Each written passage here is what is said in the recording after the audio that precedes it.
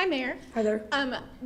The last data we've seen is that 3,000 approximately officers are either unvaccinated or have not told the city whether they're vaccinated. It's less than that, but go ahead. Are you prepared to fire thousands of officers for not being vaccinated? And if you don't, are you concerned that it will be a sign that the city will not enforce the rules that it announced several months ago? We will enforce the rules. And my expectation is that the vast majority of police officers who are already vaccinated will come into compliance.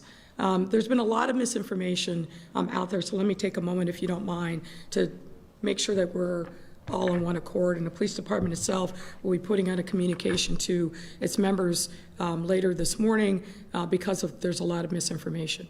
As you're aware, a few weeks back, an arbitrator ruled that the city was within its managerial rights to make vaccination a condition of employment. And that's essentially what we've done. We announced it last August, gave till October 15th as a deadline for people to come to compliance. The union has sued us in every potential forum that it can think of, and then insisted upon going to mandatory arbitration. We went to arbitration, our rights were upheld, and what the arbitrator said was, in short strokes, is two things.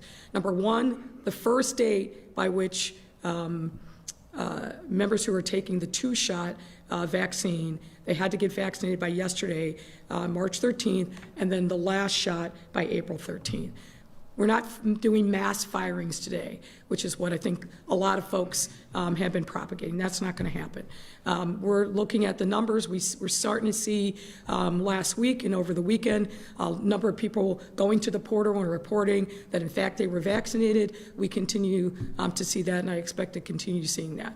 We're not going to be taking any action against anyone unless they have either ignored a lawful order and this was really going back to when they needed to register in the portal, refusing to just even give their status. Those folks are in the process of being disciplined.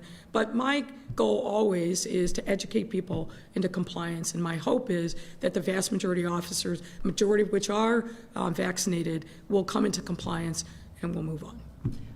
Last week, Superintendent David Brown announced that he would no longer require recruits to the police department to have 60 hours of college credit if they had 3 years of professional experience in a certain number of industries. Is that an appropriate change, and was it reviewed by the independent monitoring team enforcing the consent decree, and did the judge endorse that change, since the Department of Justice's report was very critical of the city's training standards and protocols? Well, that didn't need to be endorsed by the judge, but of course, because we have a good working relationship with the court and the monitor, that was previewed for them.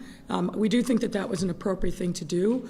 As you know, every city that I'm aware of is having challenges during recruiting. So we've looked at every single aspect of recruiting from soup to nuts. And one of the things that the superintendent and his team recommended is that we expand the number of comparable work experience, not just limiting it to the military. And that was really as a result of that, looking at what other departments are doing across the country, and then coming up with a specific recommendation. And of course, it was previewed with the monitor in the court.